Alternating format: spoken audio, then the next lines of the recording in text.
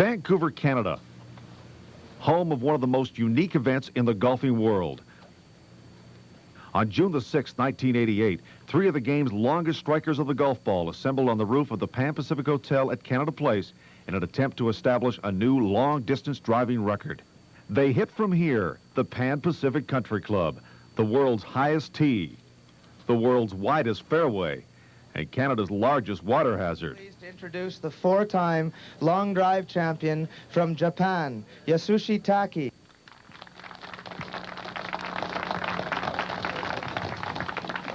We have Mike Gorton.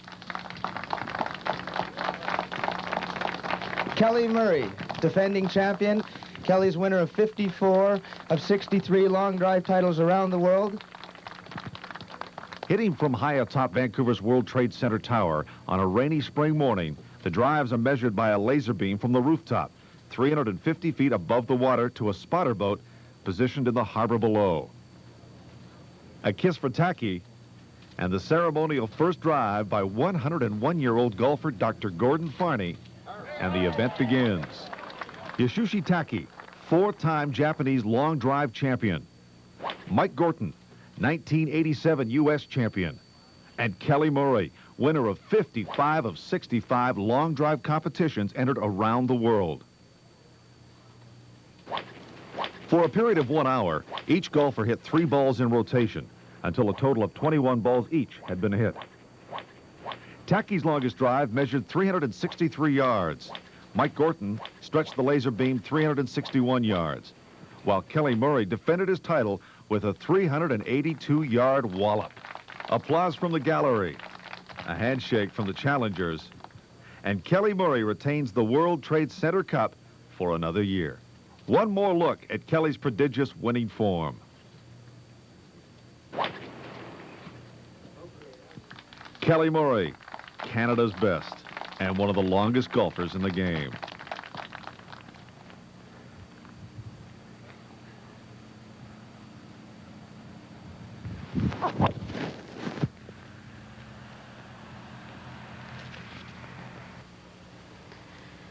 I really love this club. It takes a lot of strokes off my scorecard, and most of all, it helps me to really enjoy the game. I believe it can do the same for you. What I hope to do with this program is improve your drive by first improving your fundamentals, and then I'll show you some special techniques to really give the ball a ride. I think the driver will be as good a friend to you as it is to me. We're going to cover 9 topics and see how each one relates to the moment of truth in the golf swing, the swing path. They are equipment, relaxation and breathing, balance, the basics, visualization, the swing, ball control, advanced tips, and training and practice. Then we'll play a few holes and see how these elements apply under real playing conditions. Although we're focusing on power driving, the lessons that follow apply anytime you swing any club. And by the way, each of these sections is color-coded, and there's an index on the back of the cassette box so you can easily skim through and find the sections you want.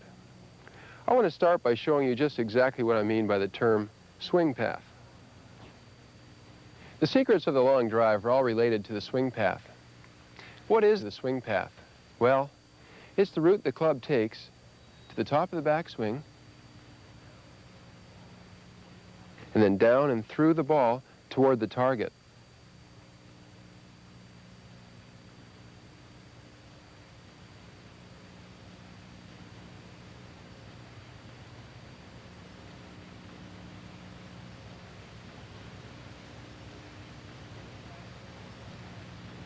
The swing path is important because it creates the direction, distance, and flight path of your shot. And that's what the game of golf is all about, hitting the ball where you want it to go.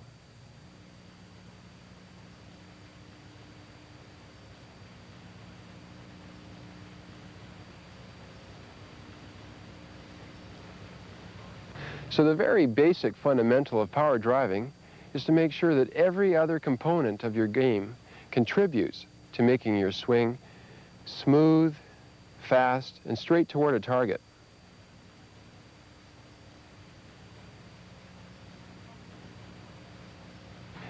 Probably the most important fact about the swing path is that every one is unique.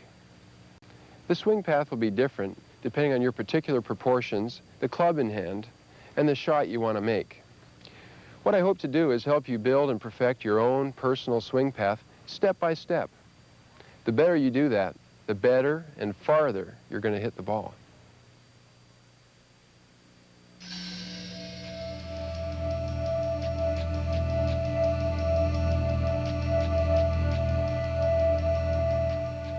First, let's make sure you have the right equipment. A great swing isn't much good if the club is working against you. Just like the swing path, the key to choosing proper equipment is to make sure it's right for you. A lot of people ask me if I use special or modified clubs. Yes and no. I carry 2 drivers, both are special.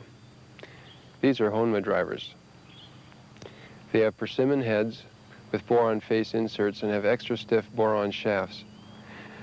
I've won 55 of 65 long drive competitions around the world with these clubs. One is a standard length club, and I call it Little Daddy, and I use it in most playing situations. The other is a modified 3 inches longer than the other club, and I call it Big Daddy. I use it in long drive competitions that I enter, and occasionally on par 5s when I want to hit the longest ball. I don't recommend that you modify your driver like this one. It's difficult to control unless you're a very experienced player, and I don't recommend buying any old clubs that come along. They almost certainly won't be right for you. Instead, see your local pro. Talk over your requirements and get that club that's right for you.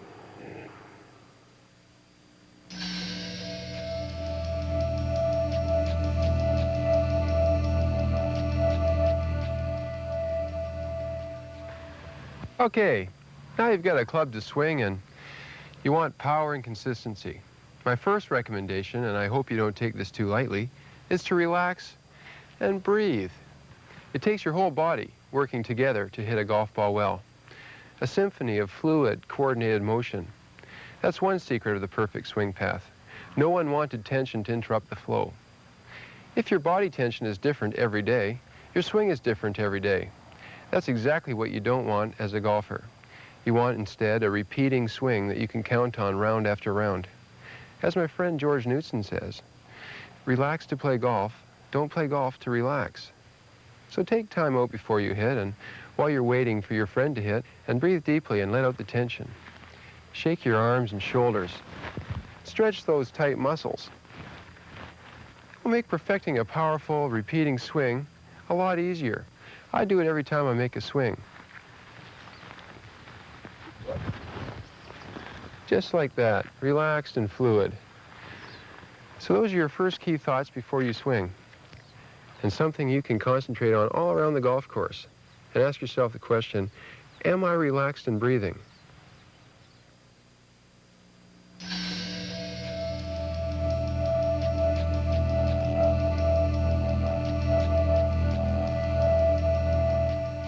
Now you're ready to step up to the ball and go to work on the swing path itself. Here's the first secret. Be sure you're balanced. If you do only one thing right, building your swing path, let it be this one. Good balance gives you a solid foundation on which to build a swing.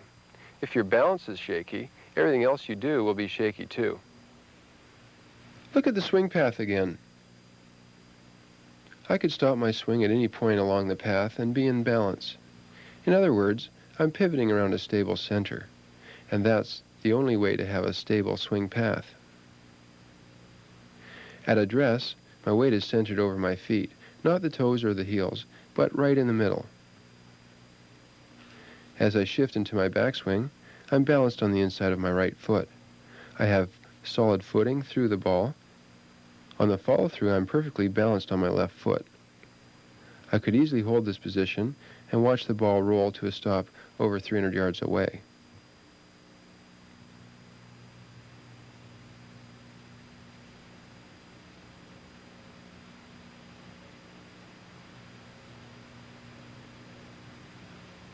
The best way to check your balance is to close your eyes as you swing.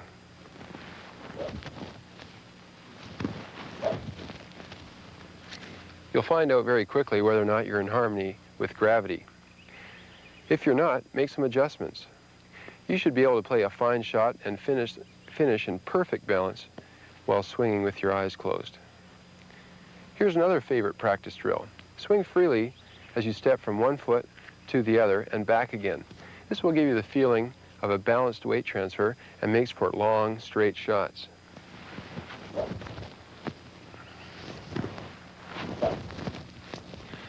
I do this once or twice before I hit every drive. Balance is the foundation of the long ball.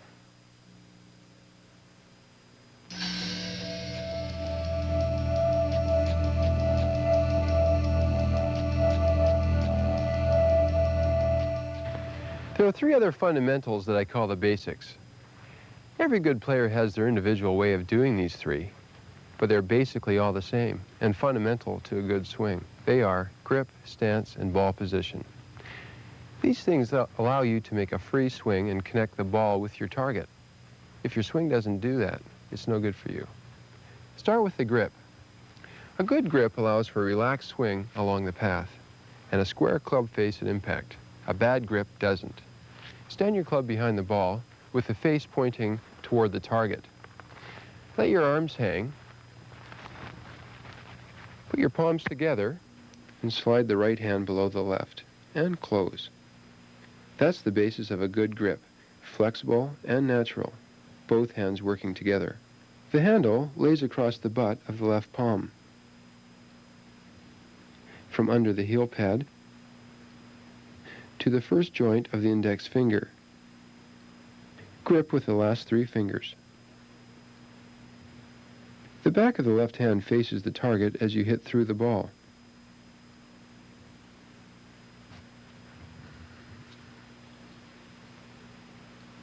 This V should point to your right eye. Grip with the middle fingers of the right hand. Then fold the rest over so the left thumb fits in the middle of the right palm. Just like that. The V points to the chin. The left hand gives you stability, the right hand gives you your touch. Most pros use what's known as the Varden overlapping grip, where the right pinky lays over the left index finger. But it doesn't really matter if you prefer the interlocking grip like this, or the full finger grip, as long as you follow the basics. Let a comfortable swing path be your guide. Now on to the stance. Your feet should be about shoulder width apart for your standard 5-iron shot, a little bit narrower for your 9-iron and wedge shot, and wider for your power shots, your drivers, your 3-woods, your 1-irons. Your back foot should be perpendicular to your target line, so it restricts the hip movement in the backswing. The toe of your front foot should be turned slightly toward the target, which allows you to turn completely through the shot. You should be standing sideways to the line of flight. So a line connecting your heels would be parallel to the target. Your knees should be slightly bent. Your legs should feel lively, not stiff or tight. Bend from the hip only. Keep your back comfortably straight and your head up. How much you bend depends on the club you're using. A little more bend for the wedge, a little less for the driver. Your upper arms should be close to your body and your elbows should point toward your hips. There's your perfect starting position. That's a lot to remember, so here's my favorite drill for finding that good posture. I call it my power position drill. Imagine there's a wall in front of you and you need to hold it up. Keep your feet, knees, hips, and shoulders parallel with this wall and use all your might to keep it from falling on you. Now, let your arms drop loosely in front of you, turn your left toe out, and you are in the perfect posture position I have just described. Now, where do you stand in relation to the ball? The answer is wherever the ball gets in the way of your club as you swing smoothly toward your target. I have a drill for this, the half swing drill. Take your proper grip and posture and gently shift your weight from side to side. Let the club follow the weight shift to create a half swing. Continue rocking easily back and forth in good balance, and notice where the club brushes the grass.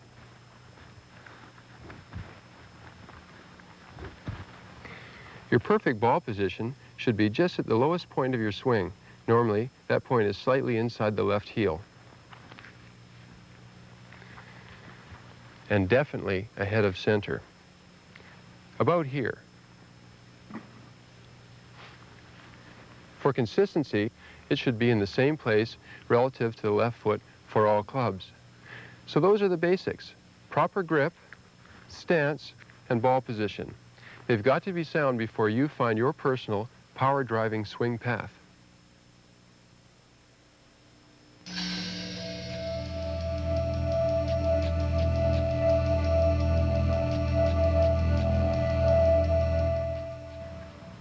Even if you've never swung a golf club before in your life, you'll hit a much better first shot if you can visualize it beforehand. See it in your mind's eye. Take a look down the fairway. Picture that shot before you even attempt to hit the shot. You always have a target in golf: the middle of the fairway, the right side of the green, the cup itself. Golf is a target game. If you give your body a strong awareness of your target, it will try hard to deliver the shot you want. If you don't give it a strong signal, your body will go ahead and pick one for itself, subconsciously. Since it's trying to please you, it usually picks whatever you're thinking of, like the trees on the left or the trees on the right. Then it works hard to put the ball there, and that's not good for your score. Instead of that, erase the negative targets and give your body a big positive one to aim at. Here's how. Look straight down the fairway. Picture that perfect swing right down the middle.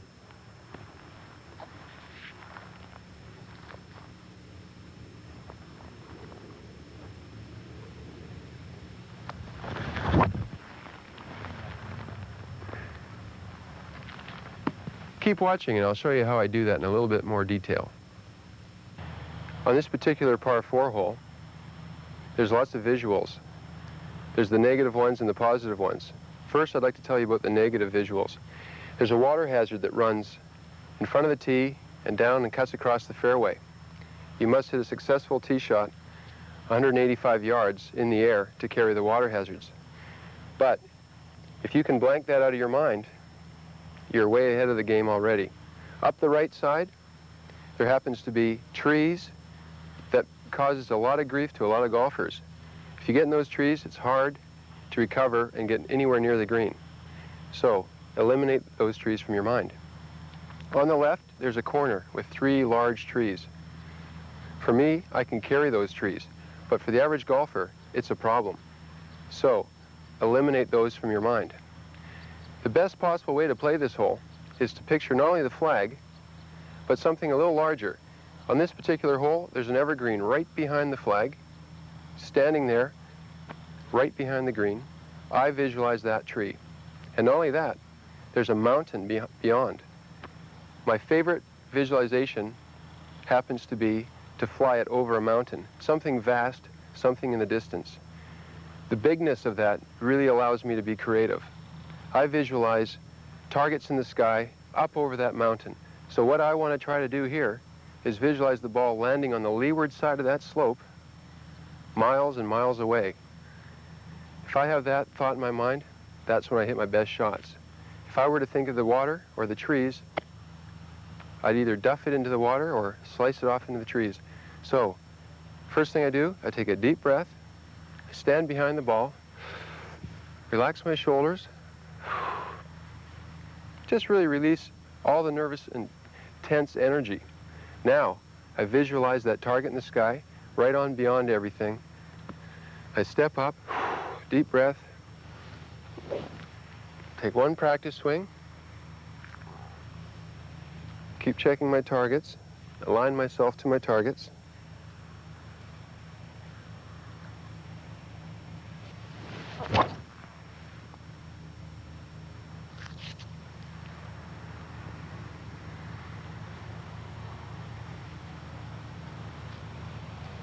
And that's the power of visualization.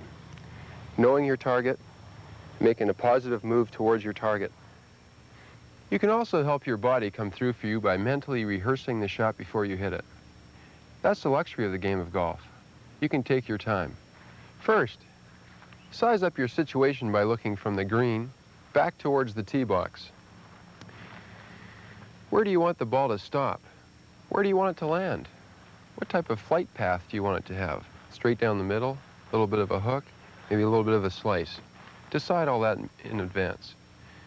How will it react with the way the wind's blowing or the lie of the land? So next, plan out your tactic. How are you going to make contact with the ball? And where do you want it to go? Do you want it to go straight down the middle as in this situation? If so, get comfortable with the position. Get that feeling going straight through the ball. Rehearse that a few times. Imagine the perfect shot, and then practice it a few times. Believe me, the better you can see it in your mind, the better you will hit it. Along with relaxation and breathing, visualization is something you should be working on all around the golf course.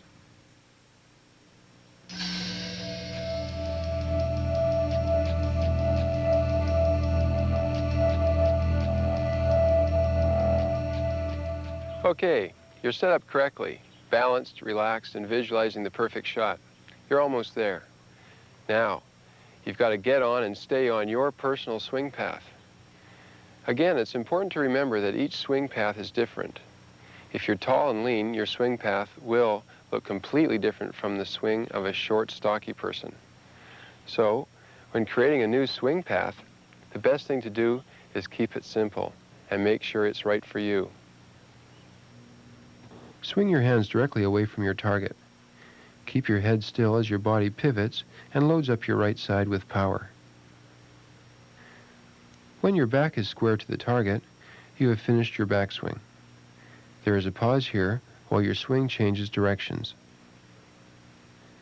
Now shift your weight and swing your hands through the ball and at the target. Your arms and hands should be very loose.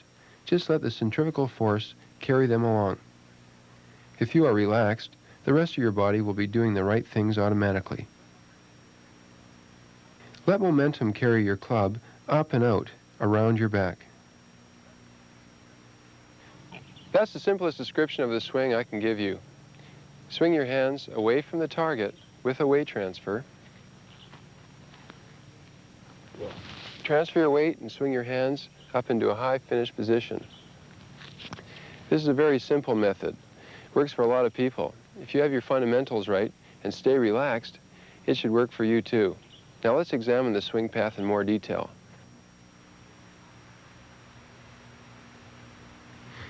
You can see that it's a combination of horizontal rotation around the body and a vertical arc in front of the body.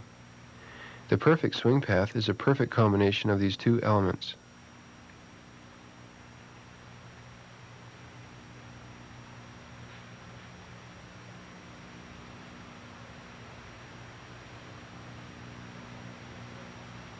You can also see that the backswing path is slightly different than the downswing path.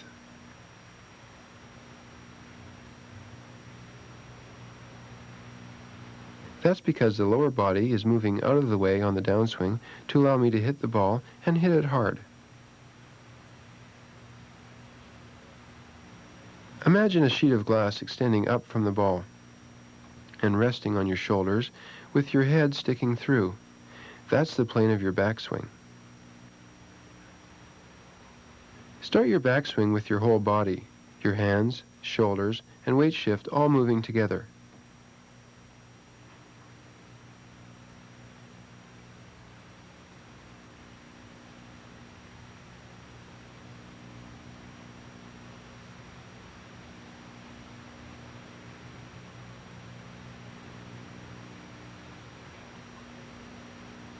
Your shoulders rotate under the plane as if they were supporting the weight of the glass. The proper swing is a pivoting action, not a swaying action.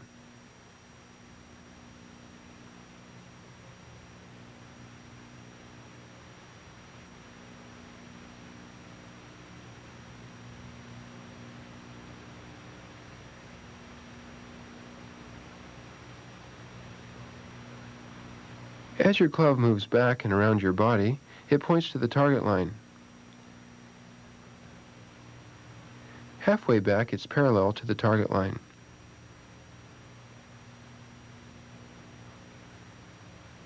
At the top of the backswing, the left forearm and wrist and the club face are all on the same plane, and the club points down the target line. About 80% of your weight is on the inside of your back foot. Your upper body is turned about twice as far as your lower body. This creates the spring-like tension that will uncoil through the ball on the downswing. Notice that the angle of bend in my hips that I established at address has not changed. It will not change until after I have hit the ball. The top of your backswing is the moment of truth, the key position you should strive to perfect. From here on, the swing itself is a relatively simple matter of letting go of the spring.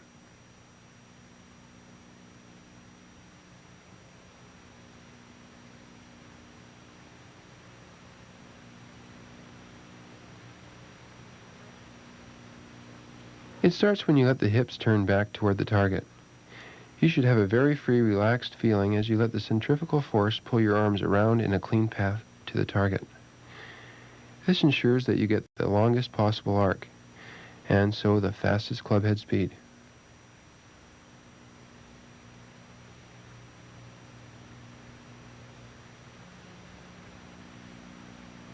Because of the hip turn, the right shoulder drops. This causes the downswing arc to be slightly lower than the backswing arc. You should not try to control this arc. It's automatic. Swing freely.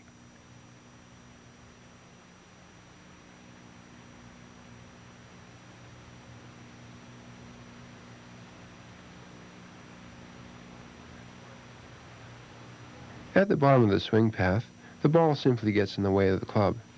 It has no choice but to go along with the swing. Momentum carries me through to the finish. There's no effort to control this either. I finish balanced on my left foot. There are 3 main points to remember on the downswing. First, the head does not stay absolutely still. It rotates on the backswing and is carried along with the body on the downswing. But it does stay behind the ball throughout. This is crucial to the integrity of the swing path.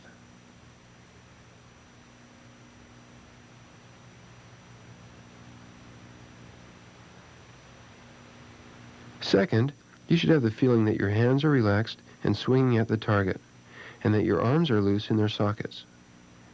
If you have a proper grip on the club, this will result in a long, straight shot, and it should give you confidence that you can make an accurate swing time and again. Third, you must accelerate through the ball. Play every shot aggressively. If you slow down through the ball, you give up control. Don't try to swing hard from the top, however. You'll wreck the flow of your swing path. The acceleration zone is here, from waist high in the back to waist high in the front. When you're in that zone, go ahead and hit it hard.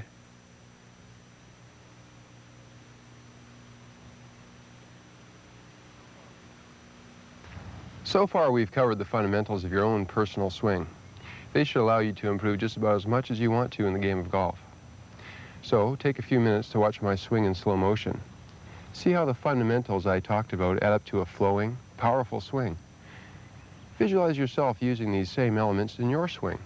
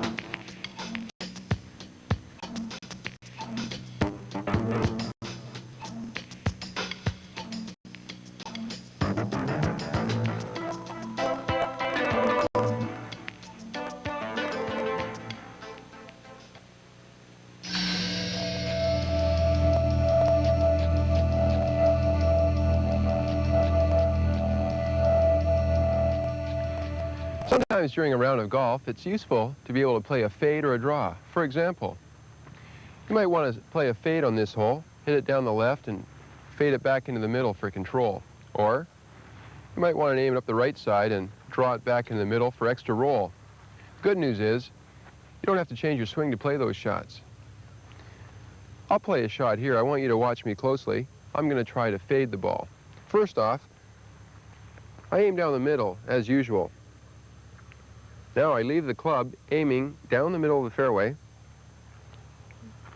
with my left foot moving back in this manner. My body now aligns down the left side. I'm going to swing as if I'm hitting left with the club aiming down the middle. It'll cause the ball to slice into the middle of the fairway.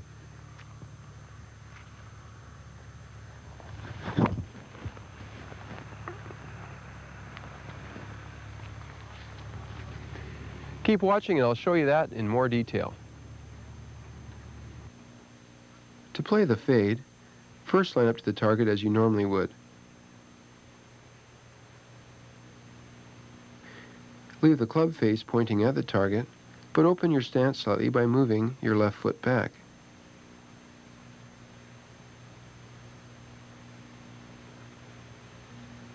Now, make your normal swing.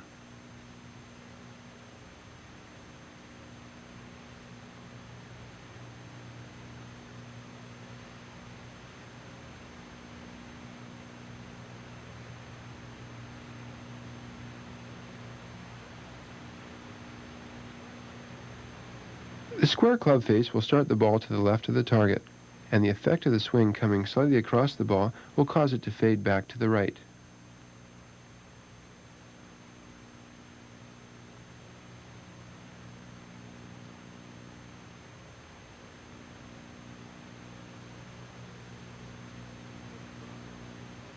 To play the draw, close your stance by moving your right foot back, and make your normal swing.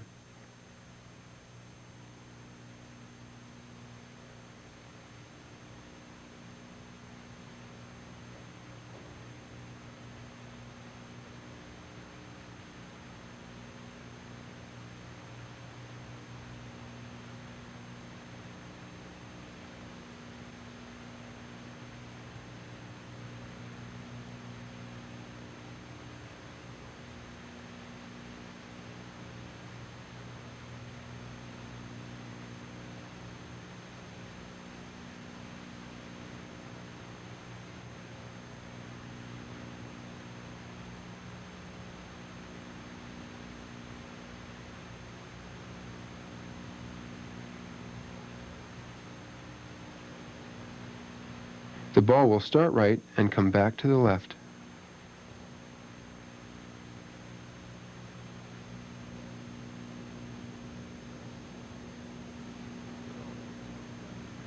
Don't alter your swing path to play these shots.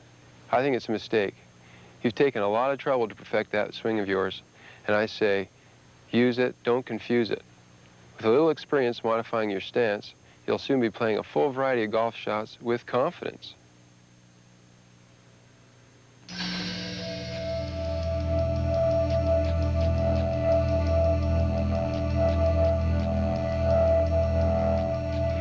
After you have mastered everything up to this point, you can start to think about making some adjustments for more power.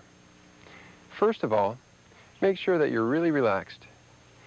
You might think that to hit the ball a long way, you really have to grab the club and muscle the ball. In fact, the opposite is true. Your arms and hands must be relaxed to hit it further. It's like snapping a whip. You have to stop the center to let the end uncoil with maximum velocity. In golf, your balance is your center, and your arms and clubs are the whip. You've got to be loose in order to uncoil into the ball. Some people who want to hit it hard also have the tendency to take the club back hard. Just again, the opposite is true. If you take it back too hard, you get very quick and out of sequence. Instead, slow and easy is the way. A more relaxed takeaway is likely to reward you with a large, smooth arc and more power. Another tip you can try is to turn your left toe more toward the target. By doing that, this gives you more freedom to move through the ball toward your target. It's a little more difficult to control your swing path from this stance, so make sure you're ready for it. You can also experiment with a higher tee. The standard golf tee is a 2 1/4 inch tee. This is 2 3/4 inches. I use it for all my tournament play and most of my long drive competitions. It looks something like this. But when I hit a par 5 or a dog leg or a hole where I need to go over a corner and I really want some extra distance, I'll pull out what I call my secret weapon, usually a pen or a pencil, and I'll put a tee on top of it, and I use that to create more leverage, and I'll tell you a little bit in a minute here.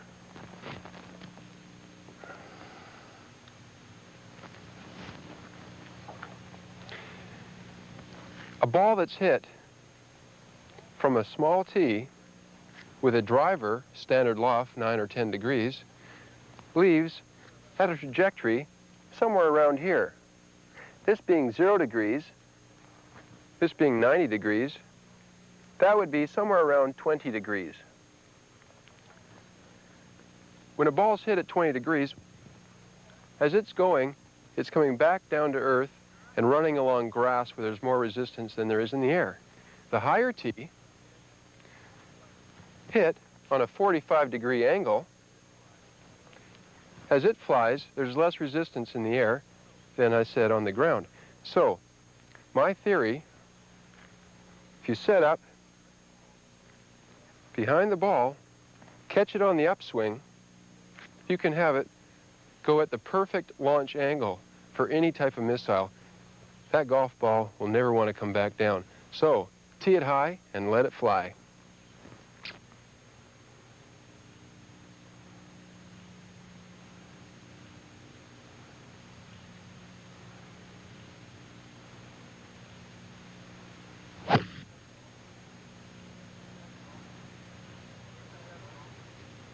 Even the best golfer occasionally hits his long ball a long way into the trees.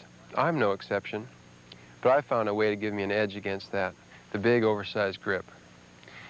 It works on the steering wheel principle. You only have to turn a small wheel a little bit to go around a corner, but you really have to work with a big steering wheel. The same thing applies with grips. With a small one, even a slight turn of the hands will cause a relatively big turn of the club face. Turning a big grip results in a little less turn of the club face, but maybe enough to keep you out of trouble. The larger grip is slightly more forgiving, but it can be a great deal harder to use, especially if you have small hands. This grip is very large. I've got 8 layers of tape underneath it. When I step up to hit this drive, it feels good because my fingers aren't overlapping into the palm of my hand, which is very important for golf. So this feels good for me. It may not be right for you, though. Better talk to your pro before you try this one. I think most of my success with the long drive comes from my flexibility and fitness. I have studied yoga for many years to stretch out my golf muscles and maintain a supple, relaxed body.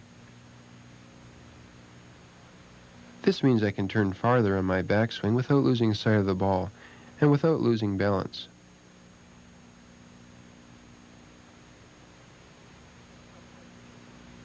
Look how far the club is turned around my body.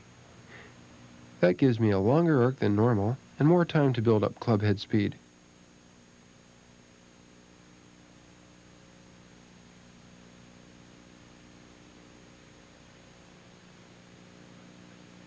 I keep fit by cycling, running, skating, and anything that will keep my legs and trunk strong.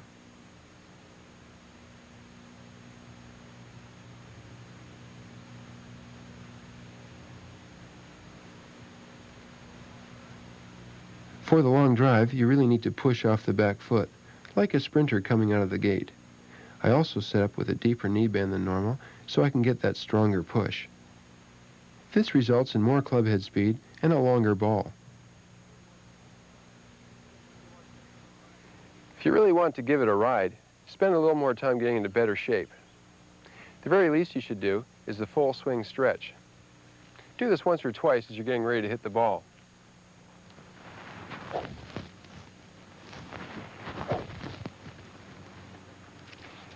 Will loosen you up for your shot. Over time, it will help you stretch out your golf muscles and make you even a better player.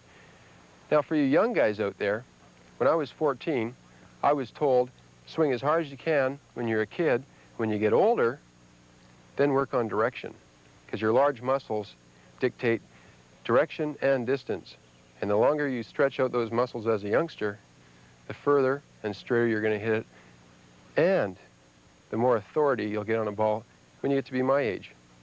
Now, a few words about practice.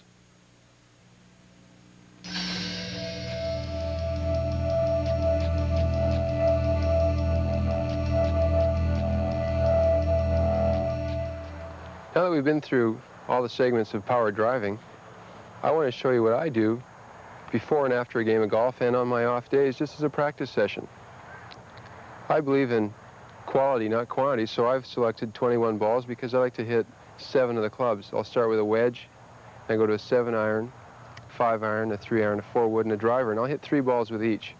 And what I strive to do there is work on proper techniques, the visualization, the proper breathing, balance, and relaxation. And I like to just let you know that before I get out to a practice tee, I might select 2 clubs.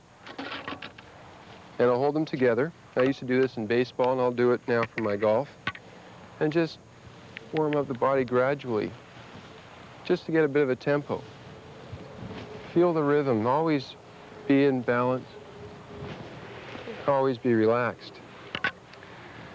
What I find the most important part of a practice session is concentration, take your time.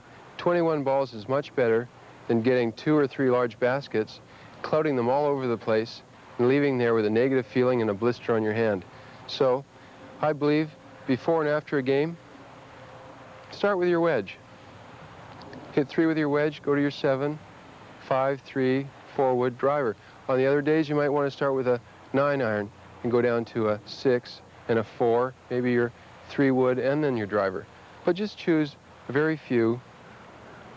Take your time, there's no rush.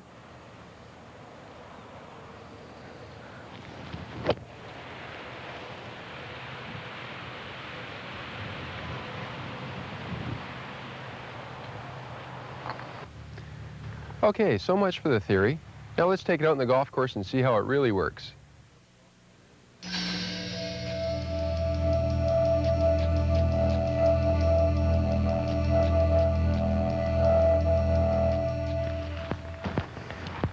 Oh, I like this hole.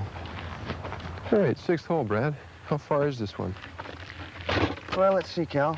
Card reads 390. Little downhill par 4. Alrighty. There's a lake on the left. How far down is that water? It's 220 yards to the front edge of the lake, but there's a flat spot. Once you go over this ridge, there's a flat area down below. Okay. So, it's downhill. To get a ball to go 200 yards down that hill, it'd be a 180-yard shot. So I'll hit a 5-iron, and that should go 180 with a 20-yard run. All right. Yeah, that's the right one. Good. Looks good. I like that. That's a safe shot. Yeah, the fairway slopes from right to left, so Okay. play it up the right side. All right. What I like to do here is, when I choose a club like this, and I'm playing safe, I want to make sure I'm safe from that water. So never take too much club. The other thing I like to look for here is when I pull a club out of the bag, whether it's the right or wrong decision, I've got to believe 100% in my mind that it's the right decision. So I'm going to go at this aggressively, a 5-iron. There's absolutely no fear in my mind because a 5-iron I can hit the fairway every time with. Just put a good positive action on it, straight through to the target.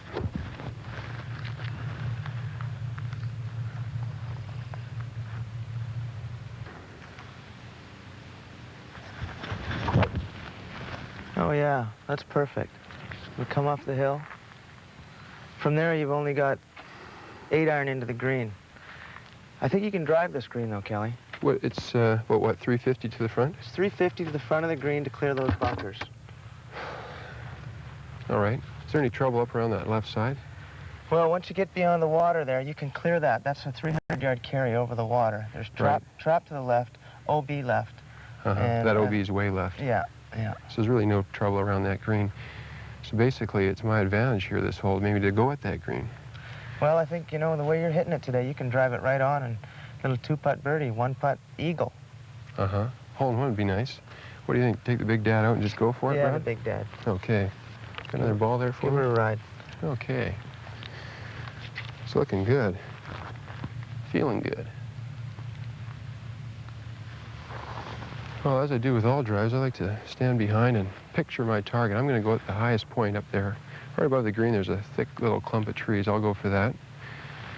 So, take a couple loose practice swings, and I'll try to get all my energy to flow right on that clump of trees behind the green. Make a motion at my target. Nice smooth swing, Kelly. Practice my weight transfer. Okay, take it back slow and just let it coil up.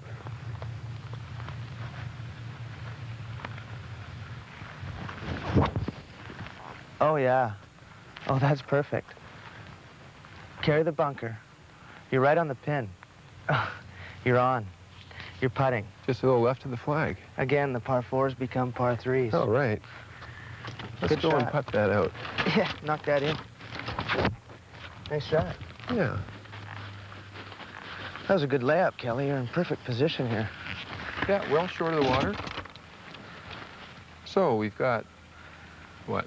Well, you've got, to the pin, it's 90 yards. Alrighty. To carry that bunker, it's 70 yards to the edge of the bunker, 20 yards between the bunker and the pin. Okay, so, pitching wedge. All right. Yeah, once I make a decision to lay up, I like to make sure I'm well short of the water and back far enough where I can put some spin on the ball to the green here. So this is pretty well a 3/4 wedge shot. Keep my head down, stay behind. Stay in balance. That's the key. Stay in balance.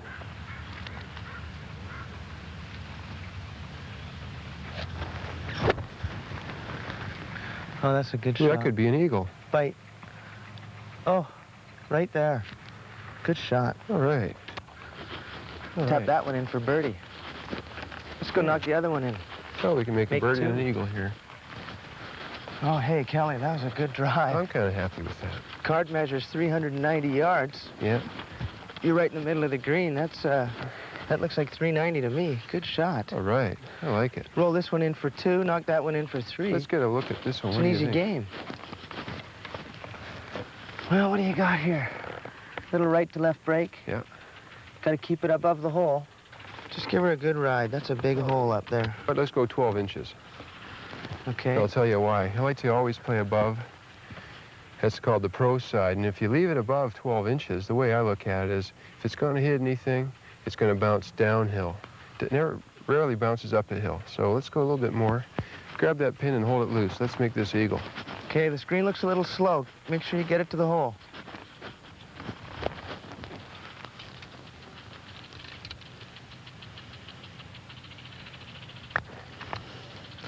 In there. Yeah, good shot.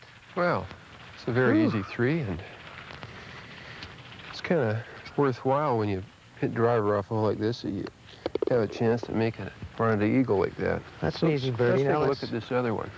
tap this guy in. Same right to left brake. A little bit more brake here, I think. Yeah, Coming you off gotta that hill. you gotta keep it above the hole again here. The screen looks a right. little slow. Well, I'm going to go about 12 inches again, and I'll tell you why. Like I said before, never bounces uphill if it hits something. There's a few little bumps on here.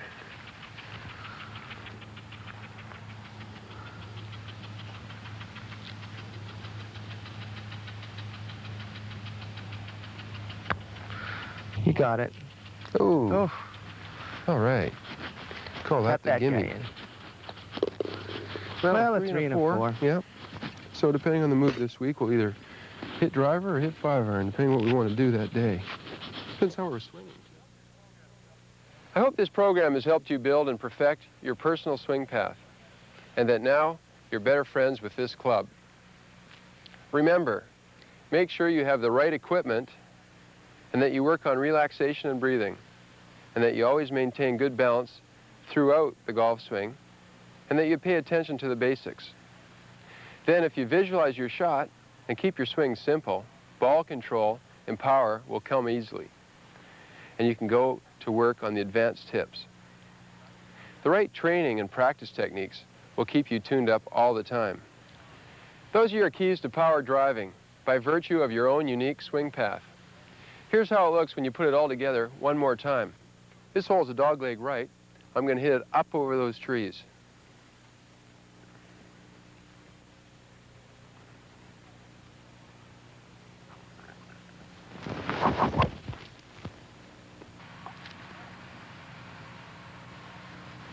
That'll play.